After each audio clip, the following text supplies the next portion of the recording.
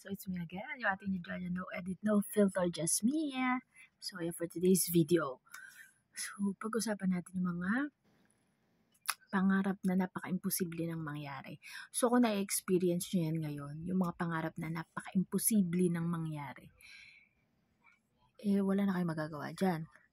So what you need to do is ibigay mo kay God.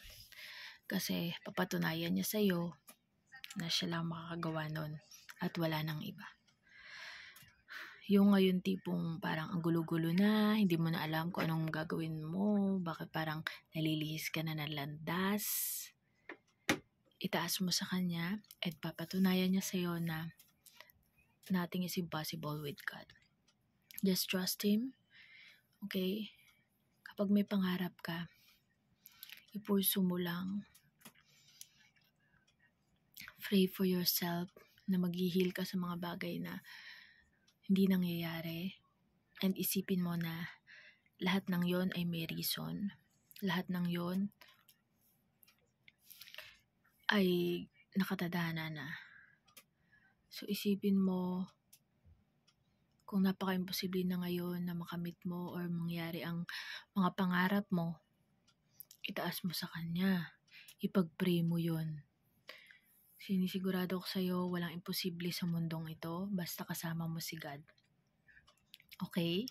Kung napapanood mo to, comment down below kung na-gets mo yung sinasabi ko. Kung na-experience mo siya. Without God, you are nothing. Okay? Yan ang tandaan mo. Kasi, hindi natin mapupuntahan ng mga bagay-bagay kung nasan tayo ngayon kung hindi dahil sa Kanya. At kung napakalabo na ng mga pangarap mo na hindi mo na nakikita, saan ka pupunta? Ipag-pray mo pa rin sa Kanya. Kasi siya lang makakasagot at siya lang magli-lead sa'yo sa right path. Kung may nangyaring hindi maganda sa'yo, ipagpasalamat mo pa din. Okay? Kasi minsan nangyayari yon dahil may rason. Kung katulad ngayon, may mga bagay na nangyayari sa sarili mo. Minsan malungkot ako na hindi ko maintindihan. But then, wag mo ipasa sa iba. Pag-pray mo na lang yung sarili mo. Lagi mo isipin, kasama mo si God at tutulungan ka niya sa lahat ng problema mo.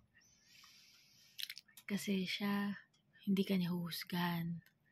Siya, mamahalin ka lang niya ng unconditional kahit napaka-imperfect mong tao.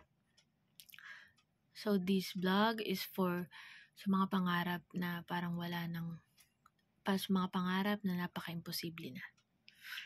Bye! I hope may natutunan kayo. Don't forget to subscribe and like and share. Bye! See you in my next vlog!